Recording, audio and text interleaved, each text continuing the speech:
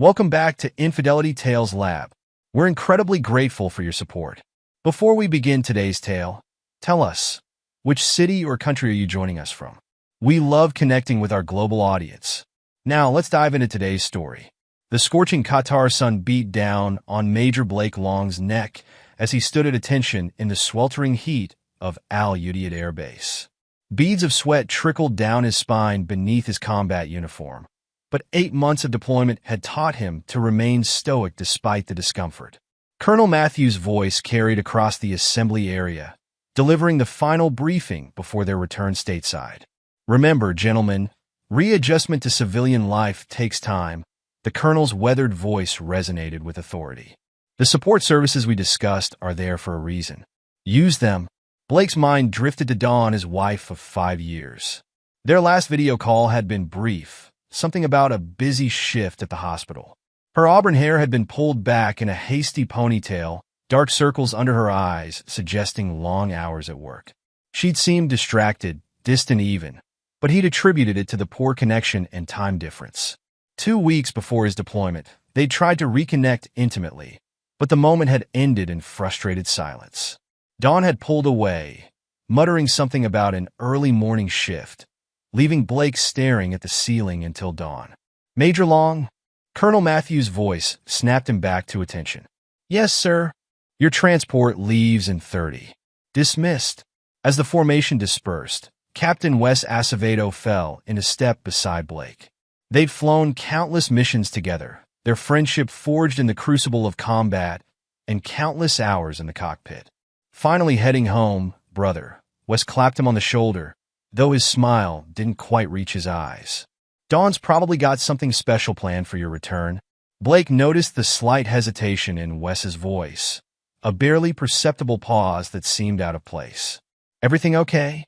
Wes adjusted his cap, squinting against the sun. Yeah, just Alexandra mentioned something about running into Dawn at the hospital. Said she seemed pretty wrapped up in work lately. Different department? Different department? Blake frowned.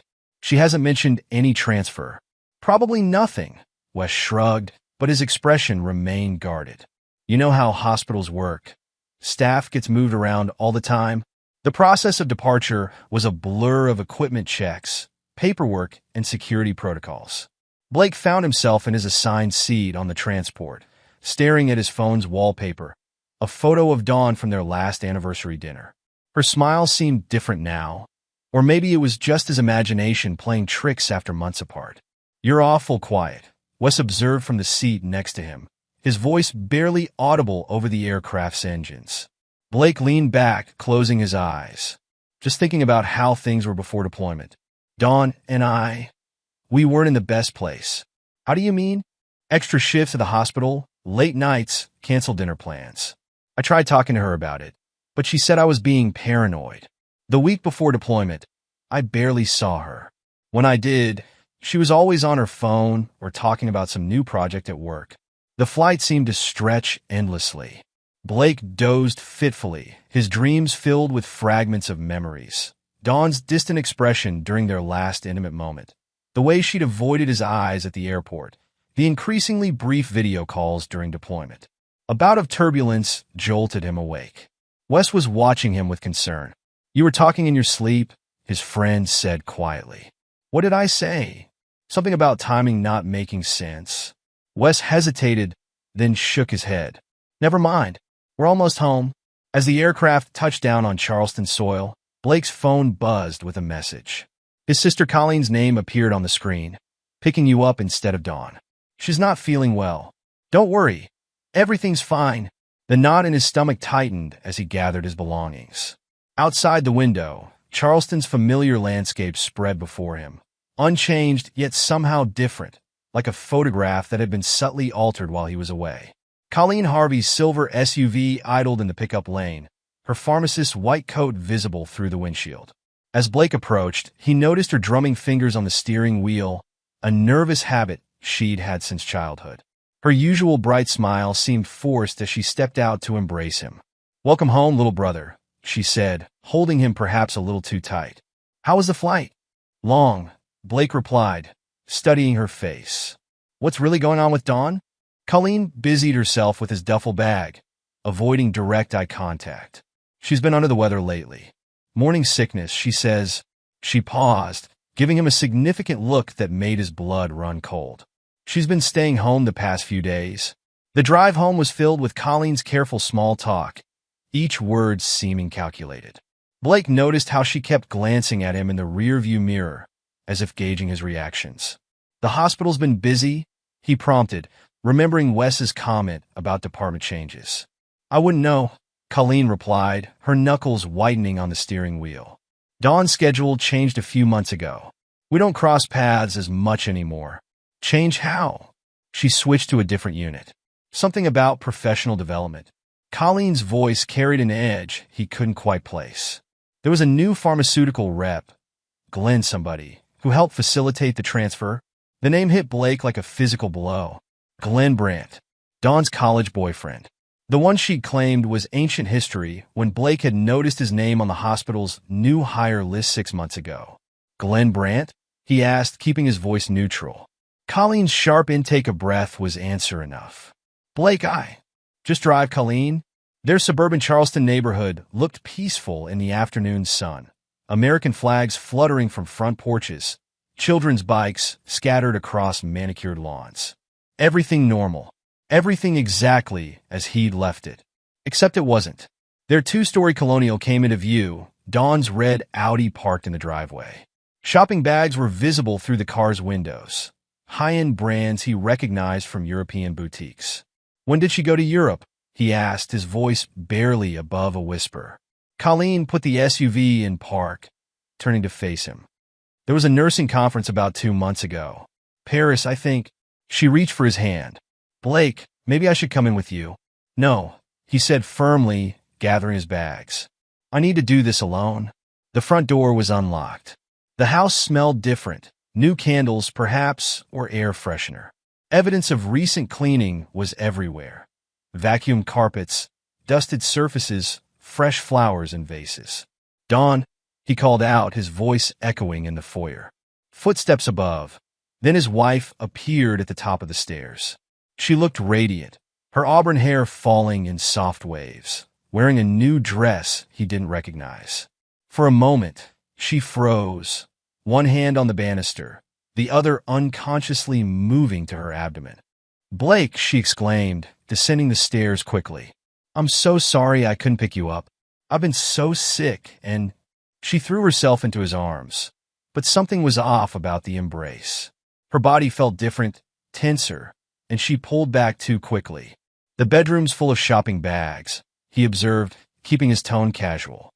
Successful trip to Europe? Oh, that, she laughed nervously. Just a few things I picked up at the conference. Professional wear, mostly. She tugged at his hand. Come upstairs. I have news. The master bedroom was indeed littered with shopping bags, price tags still attached to items that were definitely not professional wear. A lacy negligee peeked out of one bag, a designer sundress from another. Sit down, honey. Dawn patted the bed beside her. I know this might come as a shock, but she took a deep breath, her hands fidgeting with her dress. I'm pregnant. The words hung in the air between them. Blake's face remained impassive as his mind calculated dates, times, possibilities. How far along? He asked quietly. 12 weeks, Dawn replied quickly. Too quickly. Dr. Burton's been monitoring everything. She says it's perfectly normal for the timing to be a bit unusual. Their last intimate moment flashed through his mind. That awkward, failed attempt 2 weeks before deployment. The math was irrefutable. Unusual, Blake repeated, his voice devoid of emotion. That's an interesting word for it. Dawn jumped up, rushing to her dresser. I knew you'd be skeptical. But look. She pulled out a thick medical file. Dr. Burton has documented everything. These things can happen, Blake. It's a miracle. He took the file mechanically, noting the hospital letterhead, Dr. Beth Burton's signature. The same Dr. Burton who had landed her position shortly after Glenn Brandt joined the hospital board. A miracle, he echoed, setting the file aside. Like Glenn Brandt transferring to Charleston? Like your sudden unit transfer? Like your solo trip to Europe? Dawn's face paled, but she pressed on. Don't be ridiculous. Glenn has nothing to do with this. He's just a colleague who helped you change units, who sits on the board with Dr. Burton. Blake stood, his composure still intact, but his voice dropping to a dangerous quiet. A colleague who happened to be in Paris at the same time as your conference? How did you? Dawn caught herself, panic flashing across her face. You've been talking to people? Getting information behind my back. Interesting that your mind went there, Blake replied. I just asked a question. You're the one who seems to know about Glenn's travel schedule. Dawn's composure cracked. It's not what you think. The timing is impossible, Blake finished. Physically, biologically impossible. He moved toward the door, unable to stay in the room any longer. We both know that. Blake, please. Dawn's voice cracked. Let me explain. But he was already halfway down the stairs, needing space, needing air. Behind him, Dawn's sobs echoed through the house they'd once shared, where they'd built a life he now realized had been founded on lies. Blake stepped outside. His phone buzzed in his pocket, probably Colleen checking on him, or Wes offering support. But right now he couldn't talk to anyone. He needed to think, to process the impossible reality he'd just walked into. Dawn appeared in the doorway behind him, her voice small and broken. Blake, please, come back inside. We can talk about this. Dr. Burton can explain everything. He turned to face her one last time, seeing not the woman he'd married, but a stranger wearing his wife's face. No amount of medical documentation can change basic biology, Dawn. We both know that. With those words, he walked away from their home, leaving behind not just his wife, but the life he'd thought he was coming home to. The truth of her betrayal would have consequences, but those would come later. For now, there was only the reality of this moment, his world turning upside down on what should have been a joyful homecoming. Behind him, Dawn's voice called out one last time, I'm sorry. It wasn't supposed to be like this. But Blake kept walking, his military bearing the only thing keeping him upright as the sun set on the life he'd known and trusted, marking the end of one chapter and the beginning of another he never wanted to write. The morning sun filtered through Colleen's guest room blinds as Blake completed his 100th push-up. Exercise had become his refuge in the week since discovering Dawn's betrayal. Each repetition helped quiet the chaos in his mind, if only momentarily.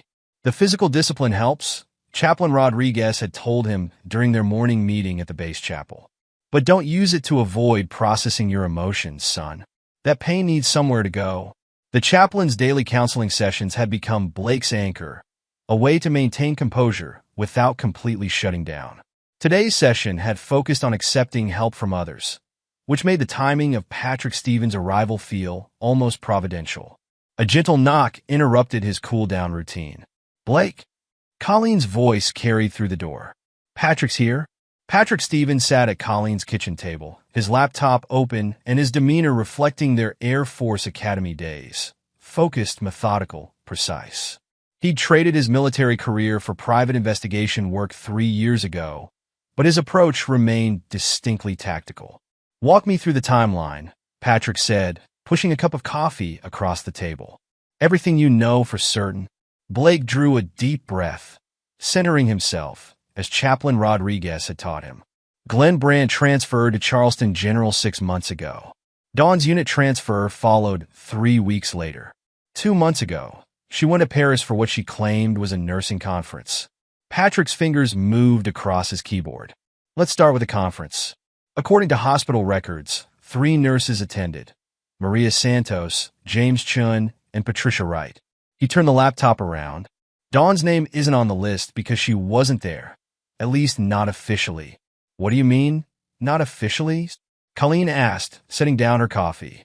She took personal leave, Patrick explained, pulling up another document. But look at these credit card statements. She was in Paris, all right, just not for professional development. The evidence unfolded with devastating clarity. While Blake had been flying missions in Qatar, Dawn had been staying at the Ritz-Carlton Paris, charging romantic dinners and boutique shopping sprees to her credit card. The dates aligned perfectly with the European Medical Tourism Conference, where Glenn Brandt had been representing his pharmaceutical company. There's more, Patrick said quietly. Glenn's transfer wasn't a coincidence. He requested the position specifically, citing the hospital's potential participation in his company's new drug trials. The application was submitted 3 months before your deployment was even announced. Blake's hands tightened around his coffee cup. They planned this? Keep going, Colleen urged, her pharmacist training evident in her focused attention. Patrick pulled up more documents. Dawn's unit transfer put her directly in charge of patient recruitment for Glenn's pharmaceutical trials. Dr. Beth Burton signed off on both the transfer and the trial protocols. The timing windows in these protocols, Colleen leaned in, frowning. They're unusually flexible, almost as if they're designed to accommodate date adjustments, Patrick finished. Dr. Burton has approved similar flexible protocols for 3 other trials under Glenn's supervision. The implications hit Blake like a physical blow. The pregnancy timeline documentation. Part of a pattern, Patrick confirmed. Dr. Burton has been helping Glenn manipulate trial data for months. Dawn's situation is just another example of their documentation tricks. Blake stood, needing to move. What about before the transfer? Before my deployment? Patrick pulled up phone records. Dawn's communications with Glenn increased significantly 2 months before his transfer. The calls always coincided with her late shifts at the hospital. Those shifts, Colleen interjected. I thought it was strange. I rarely saw her there when I worked late. Because she wasn't there, Patrick confirmed, displaying badge access records. She'd leave shortly after her shift started. There's a coffee shop 3 blocks away where Glenn regularly reported client meetings on the same evenings. Blake remembered those nights, coming home to an empty house, accepting Dawn's explanations about staffing shortages and emergency cases. Each memory now tainted by the knowledge of her deception. The Europe trip is our strongest evidence, Patrick continued. She used military spouse benefits for the airfare. The Family Support Center's travel assistance program. She used my deployment to fund her affair. Blake's voice was hollow. Chaplain Rodriguez's words from that morning echoed in his mind. Anger is natural, son.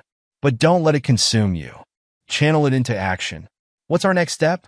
Blake asked, falling back on his training. Patrick closed his laptop carefully. We need to understand the full scope of Dr. Burton's involvement. This goes beyond Dawn's timeline manipulation. There's a pattern of ethical violations in Glenn's drug trials that we're just beginning to uncover. As if on cue, Patrick's phone buzzed. One of the nurses from Dr. Burton's department is willing to talk. She's noticed irregularities in the trial documentation. The investigation was taking shape, each piece of evidence revealing new layers of deception. Blake thought about Dawn's face when she presented those medical records, her desperate insistence that these things can happen. One step at a time, he muttered, echoing Chaplain Rodriguez's daily reminder. The chaplain had warned him about the temptation to rush ahead, to let anger drive his actions. This needed to be handled carefully, methodically. The morning sun had climbed higher, Charleston's humidity beginning to press against the windows. But inside Colleen's kitchen, the air felt sharp with purpose. The truth was emerging one document at a time. Charleston General Hospital rose against the morning sky, its windows reflecting the harbor's distant waters. From his discreet position in the parking structure, Patrick observed Dr. Beth Burton's 4th-floor office, the same office her predecessor had occupied for 20 years before his surprisingly abrupt retirement. Another pharmaceutical rep just went in, Patrick reported quietly into his phone. 3rd one this week, all from different divisions of Glenn's company. Blake, reviewing documents at Colleen's house, studied the image Patrick sent. Same parent corporation that donated to the hospital board? Exactly, Patrick confirmed. The donation that coincidentally preceded the previous department head's retirement and Dr. Burton's appointment. The investigation had revealed a network smaller than initially feared, but more intricately connected. Each player had a specific role, their actions carefully orchestrated to maintain the facade. A knock at Colleen's door interrupted their discussion. Blake opened it to find Tricia Wilkerson, their neighbor, her usual confident demeanor replaced by visible distress. I need to talk to you, she said, wringing her hands. About Dawn, about what I've seen. Blake led her to the living room, where Patrick sat quietly in the corner, his phone set to record. Tricia perched on the edge of the sofa, her composure cracking. I covered for her sometimes, she admitted, words tumbling out. "When you call looking for her during those late shifts. I thought I was being a good friend. She said she was working extra hours, attending staff meetings." "What changed?" Blake asked quietly. Trisha's hands twisted in her lap. "Last month, I had to take Emma for her checkup. I saw them in the parking garage, Dawn and Glenn. The way they were together." She shook her head. "Then I started noticing things. The shopping bags she claimed were from the nursing conference. But my cousin attended that conference and Dawn wasn't there." "Did you confront her?" Patrick asked from his corner. 2 weeks ago." Trisha nodded. "She broke down, admitted to the affair. Said Dr. Burton was helping them with medical records to make the timing work. She begged me not to tell anyone." "Why come forward now?" "Because it's wrong." Trisha's voice cracked. "Not just the affair. That's horrible enough. But using your deployment as cover? Manipulating medical records? My husband served. The thought of someone abusing military family support this way." Patrick leaned forward slightly. "What exactly did Dawn say about Dr. Burton's involvement?" "That she owed Glenn for helping her get the position. She's been signing off on paperwork for him. Not just Dawn's dates, but something about his trial results too." Dawn seemed scared when she mentioned it, like she'd said too much. The pieces aligned with Patrick's investigation. Dr. Burton's cooperation wasn't just about one fake timeline. It was part of a systematic manipulation of medical data. "The nurses are afraid to speak up," Trisha continued. "Dr. Burton has the board's support through Glenn. But they talk. They've noticed patterns in how dates and data get adjusted." After Trisha left, Patrick played back the recording. "This confirms our suspicions about the connection between Dawn's timeline and the trial data manipulation. Does Dawn understand what she's involved in?" Blake asked. "Beyond her own deception?" "I don't think so," Patrick replied. "She's focused on maintaining her pregnancy story. But Glenn and Dr. Burton, they're using Dawn's situation to ensure mutual silence about the broader ethical violations." The network was becoming clearer. Dr. Burton's position secured through Glenn's influence. The pattern of falsified records. Dawn's desperate clinging to the medical documentation's validity. Each strand connected to the others, forming a web of coordinated deception. "We need to move carefully," Patrick advised. "Document everything. One wrong step could alert them and make evidence disappear." Blake nodded, remembering Chaplain Rodriguez's counsel about patience and precision. The truth would emerge, but it had to be handled methodically. The dinner party at Wes and Alexandra's home was meant to be a small gathering of close friends, a way to help Blake maintain some normalcy while the investigation continued. Alexandra had carefully selected guests from outside the hospital's political sphere, creating what should have been a safe space. "I had no idea the Hendersons would bring him," Alexandra whispered to Wes, watching the scene unfold at their front door. "They're new to the hospital board. They don't know about." Her words trailed off as Glenn Brandt stepped into their foyer, a gift-wrapped package tucked under his arm. The confident smile he usually wore at hospital functions faltered as he spotted Blake across the room. The package, a baby book with a handwritten note partially visible through torn wrapping, disappeared quickly behind his back, but not before Blake saw it. Time seemed to freeze. The casual conversations around them faded to white noise as Blake processed the scene. Glenn's presence was bad enough, but the baby book, that level of audacity cut through every defense Blake had built. "Excuse me," he managed, his voice tight. His hands trembled as he stepped into Wes's garage, the only private space available. The garage door opened behind him. Wes slipped in, positioning himself between Blake and the door, standing guard just as he had on countless missions. "Glenn's leaving," Wes reported quietly. Alexandra told the Hendersons there must have been a misunderstanding about the guest list. "She's handling it." Blake barely heard him. The sight of that baby book, the handwritten note, it was all too much. For the first time since discovering Dawn's betrayal, since beginning this investigation, his composure completely shattered. "I've got you, brother," Wes said simply, maintaining his position at the door while Blake finally allowed himself to break down. The tears came suddenly, years of military stoicism giving way to raw pain. Every piece of evidence they'd uncovered, every layer of deception revealed, it all crashed over him at once. 8 months, Blake choked out. 8 months I was serving my country while she let it out, Wes encouraged quietly. You've been holding this together too long. In the distance, they could hear Alexandra smoothly managing the awkward situation, her years of nursing experience evident in how she handled the social dynamics. The other guests, unaware of the full situation, carried on with their evening. The book, Blake managed between harsh breaths. He brought a baby book to a dinner party. Like it's normal, because they've convinced themselves it is, Wes replied. They've built this whole story in their heads where their actions make sense, where medical records can change reality. Blake's breakdown lasted several minutes, each sob releasing months of pent-up pain and betrayal. Wes maintained his vigil, offering silent support until Blake's breathing steadied. You don't have to go back in there, Wes offered. Alexandra can make your excuses.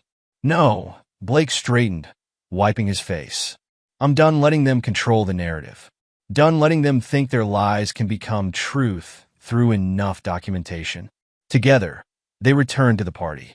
Alexandra had already smoothed over Glenn's abrupt departure, her professional experience evident in how she'd managed the situation.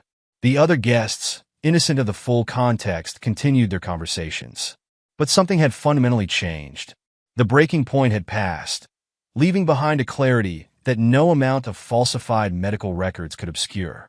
The truth was undeniable now, not just about Dawn's betrayal, but about the entire network of deception they'd uncovered. Blake accepted a fresh drink from Alexandra, noting the concern in her eyes. The investigation would continue, evidence would be gathered, and truth would prevail. But for now, surrounded by true friends, he allowed himself to simply feel the relief of no longer carrying this burden alone. Maurice Krause's corner office overlooked Charleston Harbor, spring magnolias swaying in the morning breeze outside his window. The military lawyer adjusted his wire-rimmed glasses, studying the evidence chronologically arranged across his mahogany conference table. Your emotional response matters as much as the evidence, Maurice began, his tone gentler than most would expect from a military attorney. Chaplain Rodriguez's reports show you've been processing this trauma appropriately, seeking help instead of reacting rashly. That speaks volumes about your character. Blake sat across from him, the past month's weight visible in the new lines around his eyes. Colleen had accompanied him to the meeting, her presence a steady reminder of family support. Tell me what you're feeling, Maurice prompted, setting aside the documents. Not what you think you should feel. What you actually feel. Blake's hands clenched briefly. Rage. Betrayal. But mostly, he paused, gathering thoughts. Mostly I feel violated. Not just personally. They corrupted everything. Military family support, medical ethics, even basic human trust. Colleen reached over, squeezing his hand. That's what the chaplain's been helping you process, right? Daily sessions. Blake nodded. He says acknowledging the anger is healthy, but channeling it constructively is crucial. Maurice made notes, his pen scratching softly. This emotional groundwork strengthens our position. You're not seeking revenge. You're standing up for institutional integrity. That's a crucial distinction. He stood, moving to a whiteboard divided into 3 sections: personal, military, and medical. Under each, he began mapping connections. The personal betrayal is obvious, he explained, writing. The affair, the pregnancy deception. But here's where it escalates. They used military family support systems to facilitate their relationship. Travel assistance meant for deployed service members' families, exploited for their Paris rendezvous. The medical ethics violations are even more extensive, Colleen added, her pharmacist's expertise evident. Dr. Burton's falsified records go beyond Dawn's pregnancy timeline. She's been manipulating drug trial data for Glenn's company. Maurice nodded, adding details to the medical section. Each strand connects to the others. Glenn's influence got Dr. Burton her position. She repaid him by falsifying trial data. Dawn's pregnancy timeline was just another favor in their web of deception. When do we confront her? Blake asked. Sunday morning, Maurice replied, checking his calendar. People are typically clearest-headed then, more receptive to reality. We'll present everything methodically. Start with the military family support abuse, Then layer in the medical fraud. He turned from the whiteboard, his expression serious.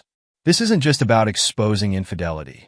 We're revealing systematic abuse of programs meant to support military families and protect patient safety. That's why your emotional stability is crucial. It shows this isn't about revenge, but accountability.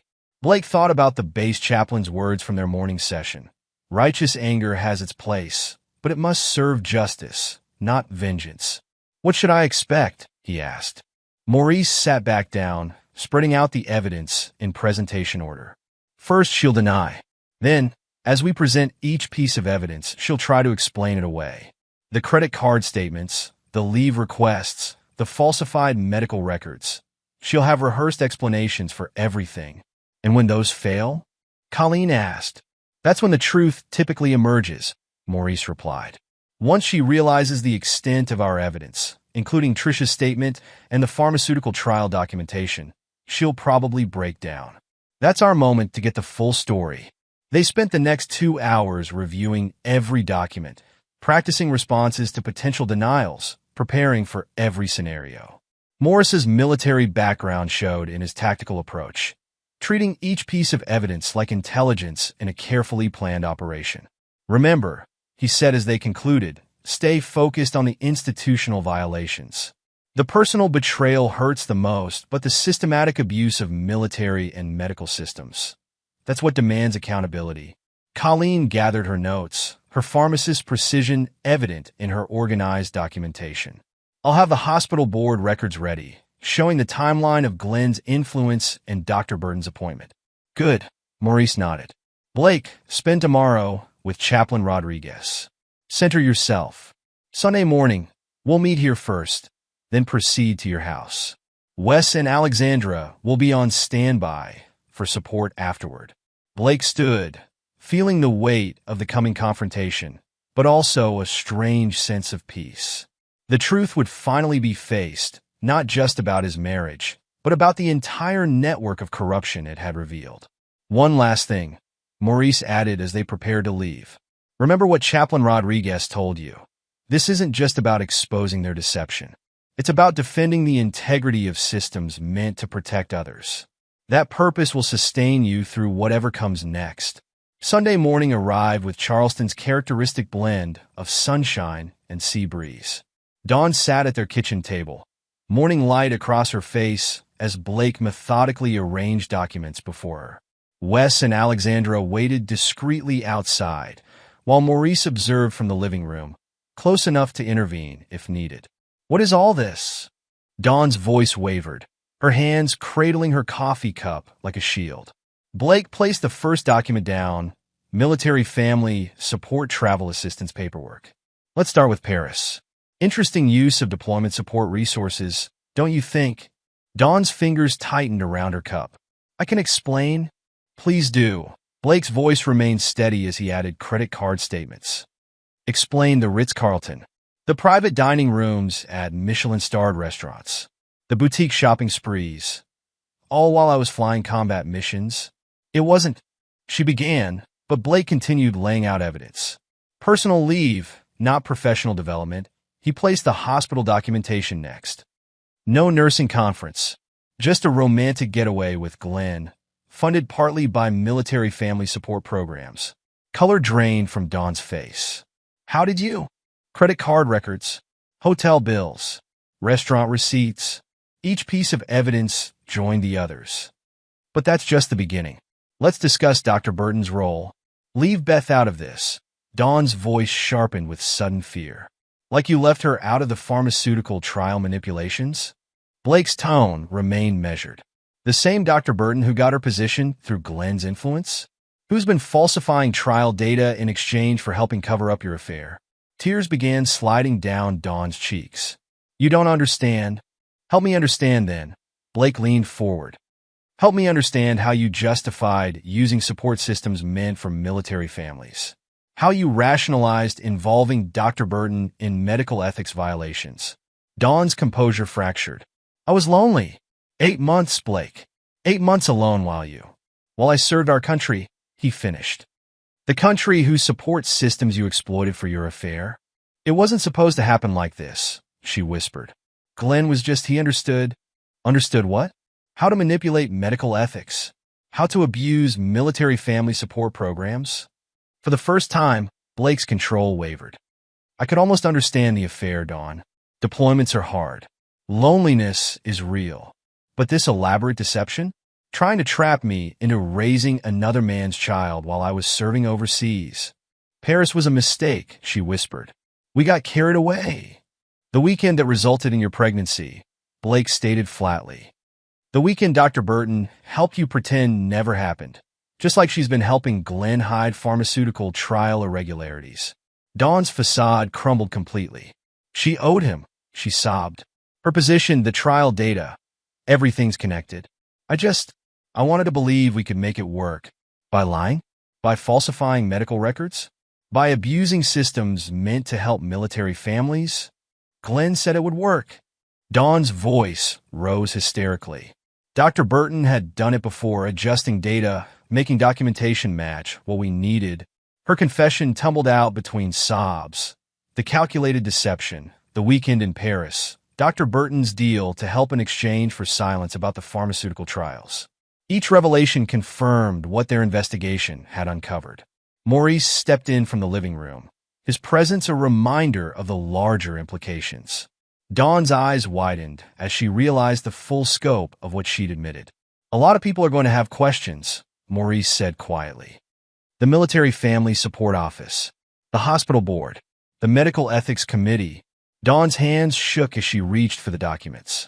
Glenn, what will happen to... That's not your concern anymore. Blake cut her off. The truth is coming out. All of it. The affair, the timeline fraud, the ethical violations. No more deception. The morning sun climbed higher as Dawn's carefully constructed world crumbled around her.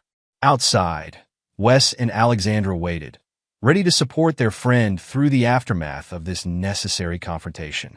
The ripples of truth spread through Charleston's medical community over the next 3 months.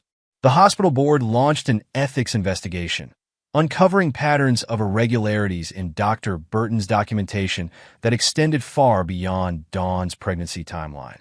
It's worse than we thought, Alexander confided to Blake over coffee in late spring. The investigation found systematic manipulation of pharmaceutical trial data. Dr. Burton's been falsifying results for Glenn's company for years. The medical board acted swiftly, suspending Dr. Burton's license pending a full investigation. Glenn's pharmaceutical company, facing potential scandals, transferred him to their Seattle office. Dawn, her deception exposed and her Charleston life in shambles, chose to follow him west. Blake found unexpected support throughout the divorce proceedings, which stretched through the summer.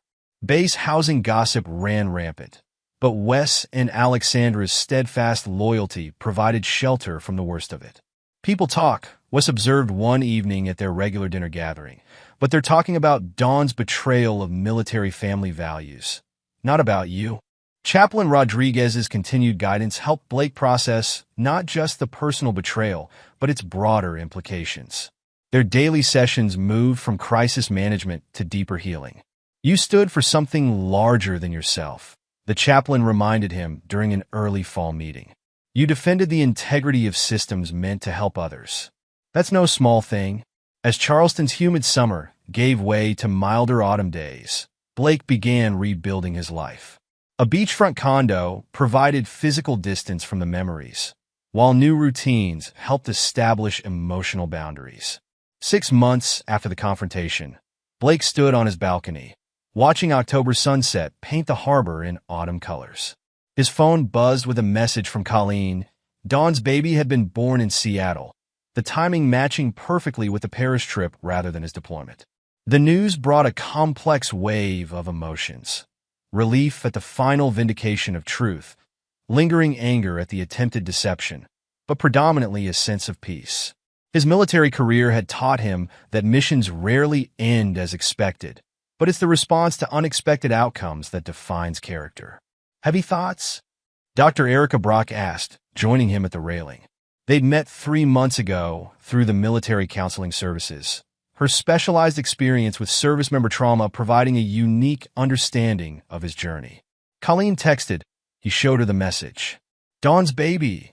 Erica nodded, understanding the complexity of the moment. How does it feel? Like closing a chapter, he replied, watching the last rays of sunlight glint off the water. 8 months of combat deployment felt simpler than these past 6 months at home. Because combat has clear enemies, she observed. Betrayal by those we trust. That's a different kind of warfare. Blake thought about everything that had unfolded. The exposure of Dawn's affair, the revelation of medical ethics violations, the abuse of military support systems. Each thread of deception had led to necessary truth, painful but purifying. The hardest part, he admitted, wasn't the affair itself. It was discovering how deep the corruption went, how they used systems meant to help people to facilitate their deception. Erica nodded, her professional insight complementing her personal warmth. That's why your response mattered so much.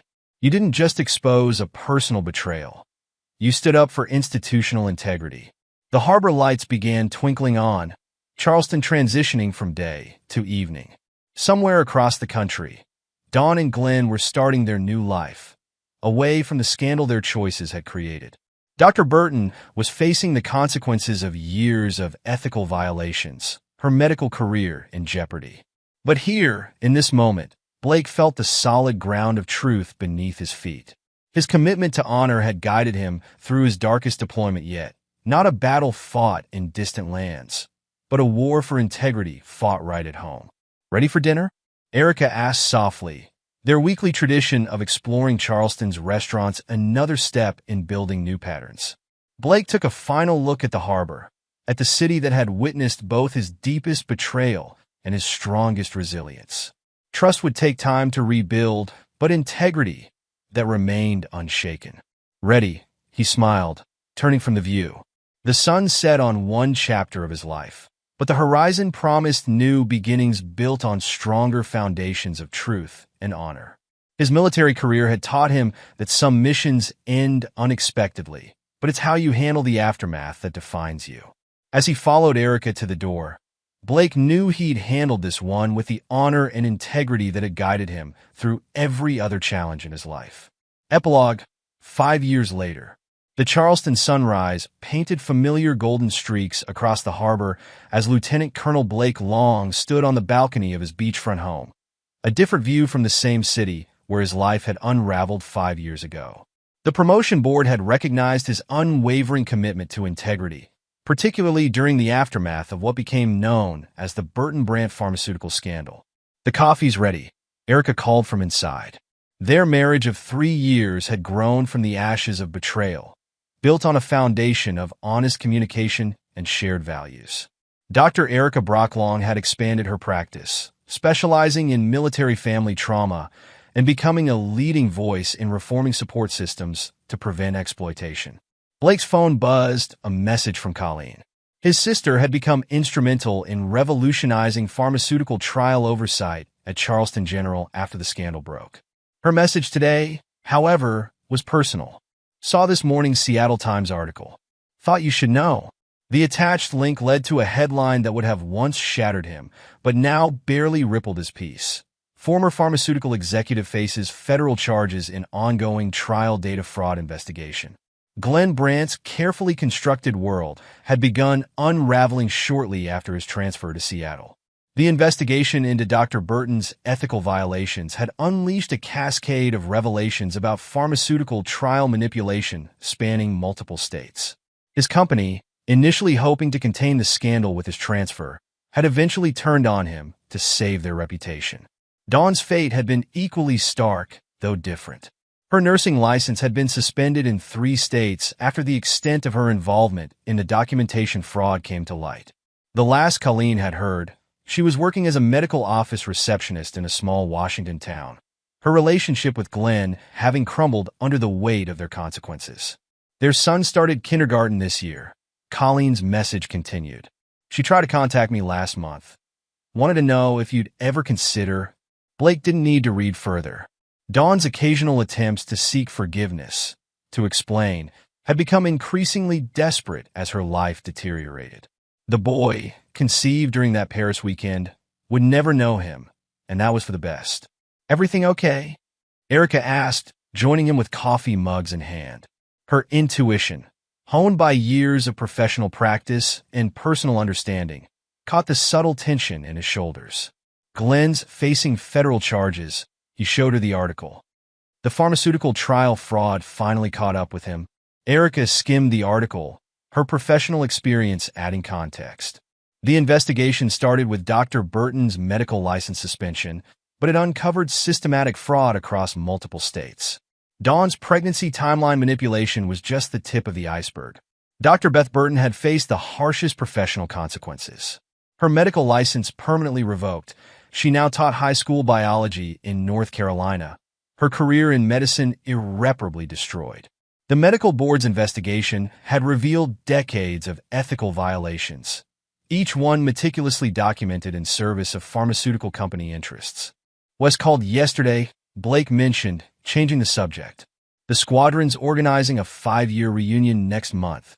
Captain Wes Acevedo had remained Blake's closest friend, their bond strengthened by shared experience. He and Alexandra had been there through the darkest days, their unwavering support a testament to true friendship. Alexandra had risen to director of nursing at Charleston General, implementing strict ethical oversight protocols born from the lessons of the Burton Brandt scandal. "Maurice might actually attend this one," Erica smiled, referring to the military lawyer who had become a close friend. Maurice Krause had used the case to advocate for stronger protections of military family support systems, leading to significant reforms in how such programs were monitored and protected. The morning sun climbed higher as Blake reflected on the 5 years since his world had shattered. Each player in the drama had reaped the consequences of their choices. Glenn and Dawn's attempt to build a new life in Seattle had collapsed under the weight of ongoing investigations and professional disgrace. Their son, innocent of his parents' choices, would grow up in the shadow of their scandal. Tricia Wilkerson had found redemption in honesty, her testimony crucial in exposing the broader ethical violations. She now worked with military family support services, helping identify and prevent similar exploitations. Her conscience, once burdened by unwitting complicity, had found peace in working to protect others. Chaplain Rodriguez had retired but still maintained contact, his wisdom having guided Blake through both the crisis and its aftermath. The chaplain's insights about channeling pain into purpose had proven prophetic. Blake now mentored young officers facing similar betrayals, helping them maintain their integrity through personal crises. "We should head in," Erica noted, checking her watch. "The adoption agency meeting is at 10. Blake smiled, remembering their decision to build their family through adoption, specifically choosing to work with military children in need of stable homes. Their first meeting with 7-year-old Emma, whose parents had both been lost in service, was scheduled for today. The choice felt right, transforming the pain of past betrayal into hope for a child's future. Emma's background as a military child added special meaning to their decision, a way of giving back to the community that had supported Blake through his darkest hours. Inside their home, photos told the story of rebuilding. Blake and Erica's wedding on the beach, surrounded by true friends. Colleen receiving recognition for her work in pharmaceutical oversight reform. Wes and Alexandra's twins' christening, where Blake stood as godfather. Each image represented a step forward, a conscious choice to build something better from the ashes of betrayal. Patrick sent his report, Erica mentioned, referring to Patrick Stevens, whose private investigation work had expanded into a specialized practice protecting military families from fraud. His initial investigation of Dawn's deception had evolved into a broader mission, his firm now working closely with military family support services to prevent similar exploitations.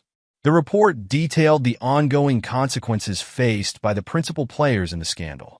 Glenn's pharmaceutical company had paid massive fines, but survived, implementing stringent ethical oversight to rebuild their reputation. Their new compliance officer, a retired military lawyer who understood the importance of institutional integrity. Dawn's attempts to rebuild her life in Seattle had yielded little success. Her nursing career destroyed, her relationship with Glenn poisoned by mutual recrimination. She had fallen into a pattern of temporary jobs and increasing bitterness. Their son, now 5, was the only stability in her life, a constant reminder of the choices that had led to her downfall. She tried to publish her story last year, Erica recalled. No publishers would touch it. The medical ethics violations made her toxic. Blake nodded, remembering Morris's words from 5 years ago. This isn't just about personal betrayal. It's about institutional integrity. The ripples of their actions had affected not just careers but entire systems, leading to reform protocols in both military family support and medical research oversight.